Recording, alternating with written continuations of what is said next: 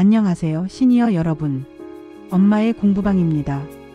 요즘 뉴스를 보면 정말 잠잠할 날이 없죠. 특히 지난 10월 15일 정부가 또 한 번 강력한 부동산 안정화 대책을 내놓으면서 많은 분들이 걱정하고 계실 겁니다. 이 규제들이 우리 집값이나 자녀들 내 집 마련에 어떤 영향을 줄까? 이 질문에 답해드리기 위해 오늘 대본은 복잡한 정책 내용을 쏙 빼고 우리 5060세대 시니어의 입장에서 꼭 알아야 할 핵심 내용과 실행 가능한 대응 전략에 초점을 맞췄습니다. 오늘 내용 꼭 끝까지 시청하셔서 흔들리지 않는 판단을 내리는 데 도움을 받으시길 바랍니다. 지금 바로 시작하기 전에 구독과 좋아요 부탁드립니다. 여러분의 구독과 좋아요는 저희 채널이 좋은 정보를 꾸준히 만드는 힘이 됩니다. 자, 그럼 6개 챕터로 나누어 정책을 꼼꼼하게 파헤쳐 보겠습니다. 챕터 1. 왜 지금 이 대책이 나왔을까요? 금리는 내리고 집값은 불안? 정부가 굳이 브레이크를 밟은 이유. 시니어 여러분, 안 그래도 복잡한 세상인데 부동산 정책까지 계속 바뀌니 답답하시죠? 하지만 어떤 정책이든 그 배경을 알면 정부의 의도를 이해할 수 있고 우리가 앞으로 어떻게 움직여야 할지 방향을 잡을 수 있습니다.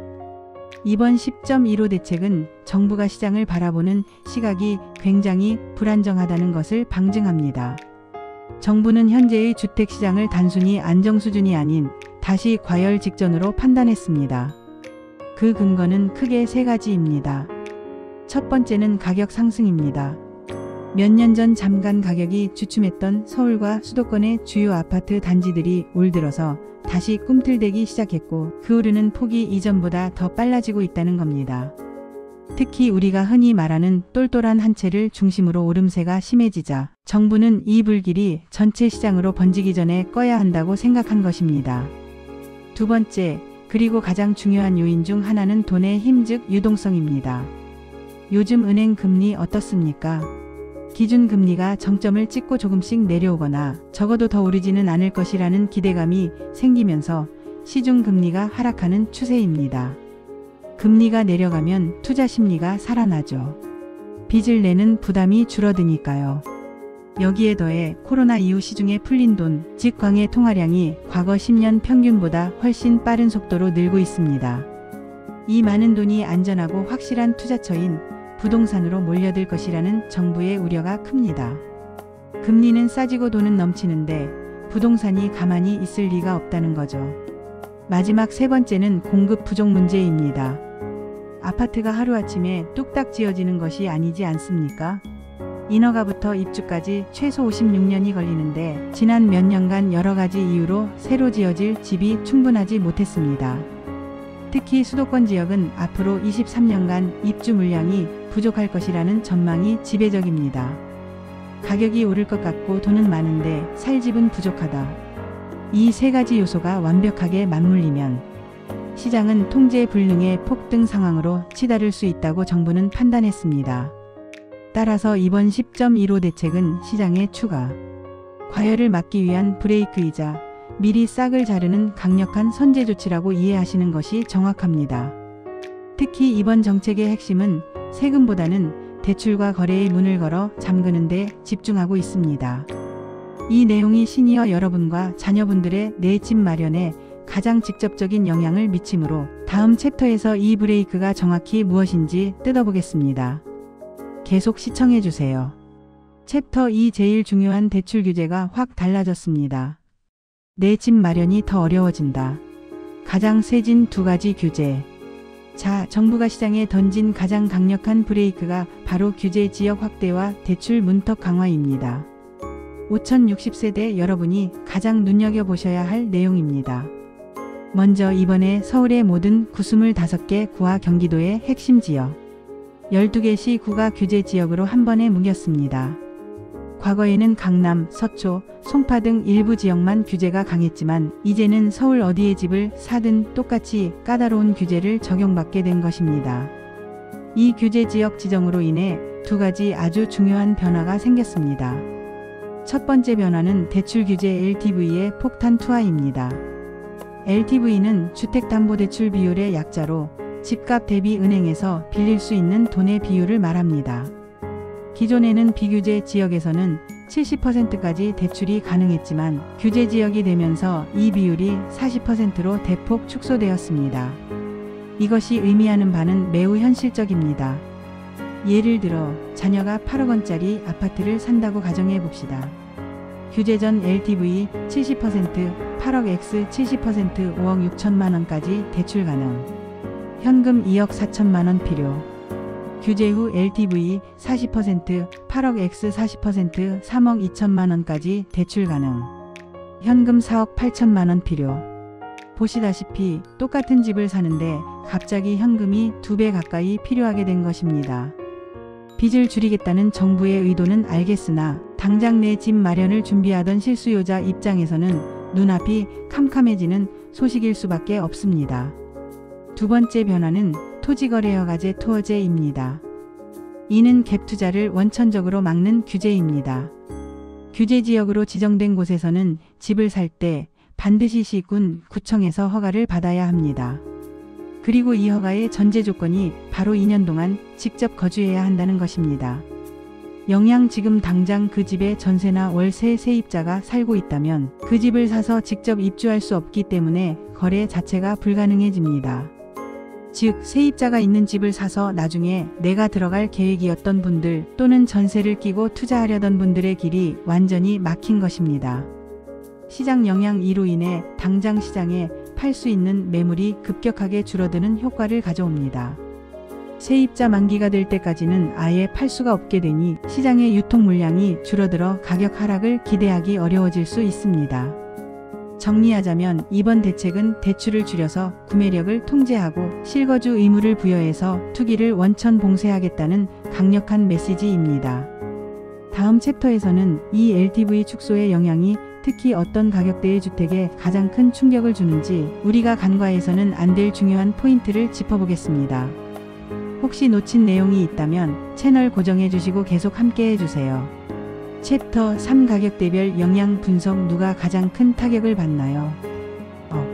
소리 나는 현금 마련, 중저가 아파트가 더 힘들어진 이유. 시니어 여러분, 앞선 챕터에서 LTV가 70%에서 40%로 줄어들면서 필요한 현금이 크게 늘어났다는 것을 확인했습니다. 그런데 여기서 우리가 놓치지 말아야 할 규제의 역설이 숨어 있습니다.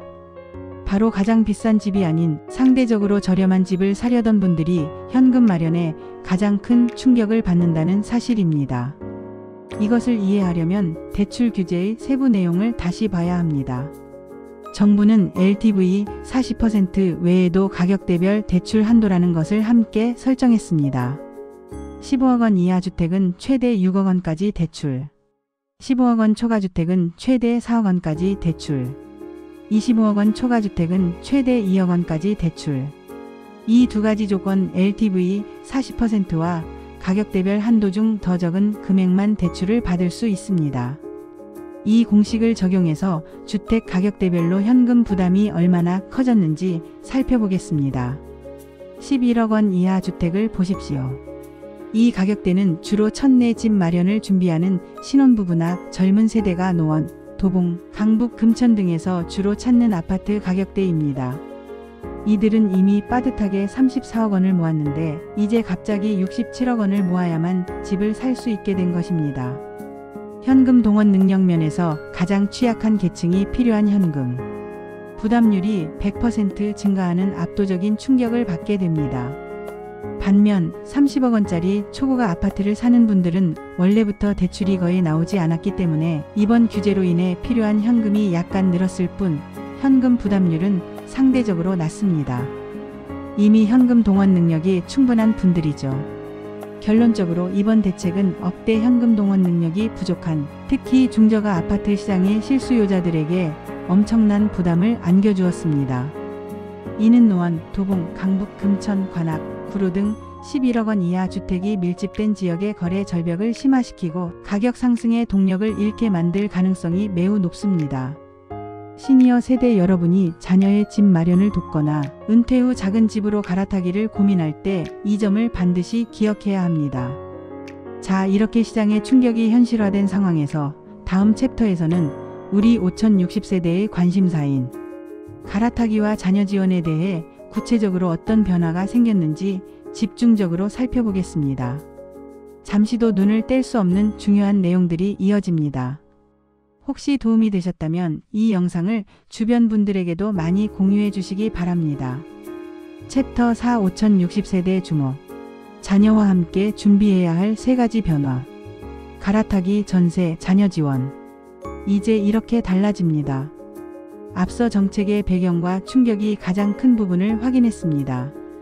이제부터는 우리 5060세대 시니어의 생활과 자산, 관리에 가장 직접적인 영향을 미치는 3가지 변화에 대해 구체적으로 말씀드리겠습니다. 첫 번째 변화, 갈아타기의 난이도가 최상으로 올라갔습니다. 나이가 들면서 자녀들이 독립하고 부부만 살기 위해 큰 집을 팔고 작은 집으로 옮기거나 아니면 더 좋은 지역의 집으로 옮기려는 갈아타기 수요가 많으실 겁니다. 그런데 이번 규제로 인해 갈아타기가 매우 까다로워졌습니다. 세입자 낀 물건 거래 불가. 기존에 살던 집을 팔 때 그 집에 세입자 전세나 월세가 있는 상태로 파는 경우가 많았습니다. 하지만 규제 지역이 토지거래허가구역으로 묶이면서 새로 집을 사는 사람은 무조건 2년 실거주를 해야 합니다. 따라서 세입자 만기가 1년 이상 남은 집은 팔 수가 없게 됩니다.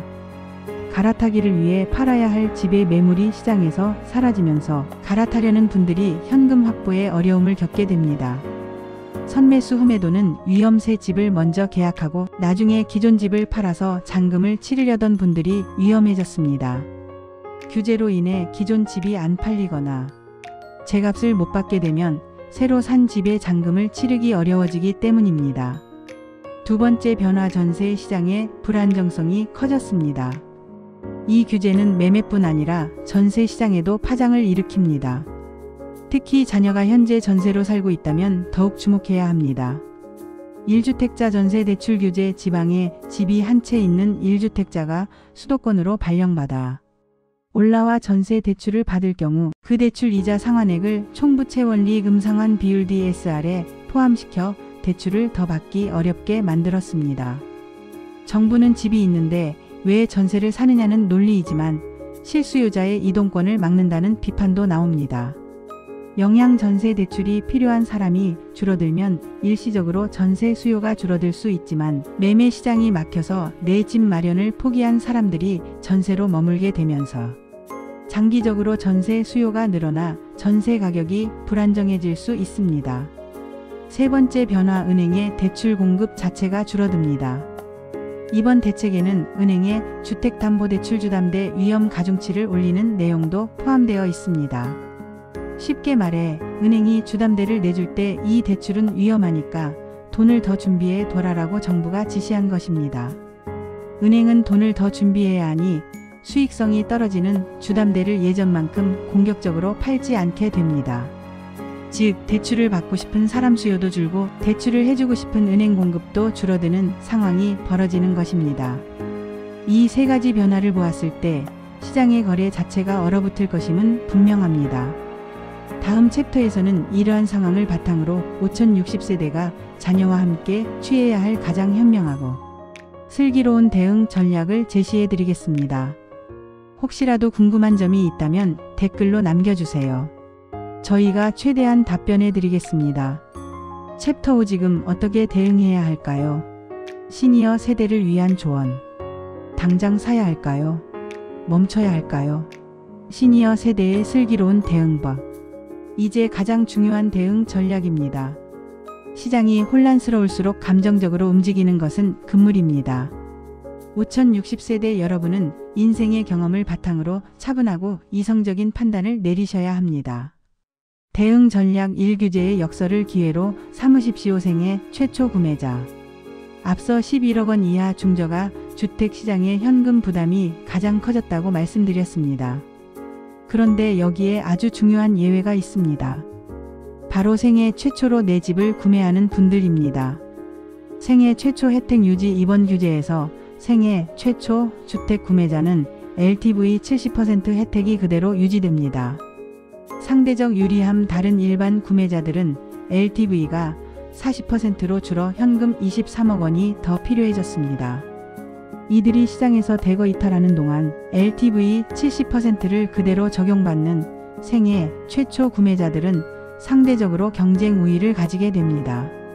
조언 자녀가 아직 집이 없다면 지금의 거래 절벽 기간을 활용해 자금 계획을 확실히 세우고 대출을 충분히 받을 수 있는 생애 최초 기회를 절대 포기하지 말도록 조언해 주십시오. 대응 전략 2. 갈아타기는 무조건 선매도 후 매수 원칙입니다. 갈아타기를 준비 중이라면 내 집이 팔릴지 안 팔릴지에 대한 불확실성을 절대 감수해서는 안 됩니다. 세입자 낀 물건 처리 세입자 만기가 많이 남은 집은 당분간 팔기 매우 어려워졌습니다. 만약 기존 집을 꼭 팔아야 한다면 세입자와 협의하여 만기를 앞당기거나 아니면 매도를 포기하고 전세 만기까지 기다리는 냉정한 판단이 필요합니다.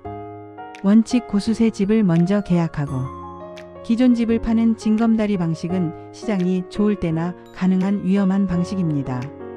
기존 집을 확실히 팔아 현금을 손에 쥔 다음 원하는 집을 매수하는 선매도 후 매수를 원칙으로 삼아야 합니다.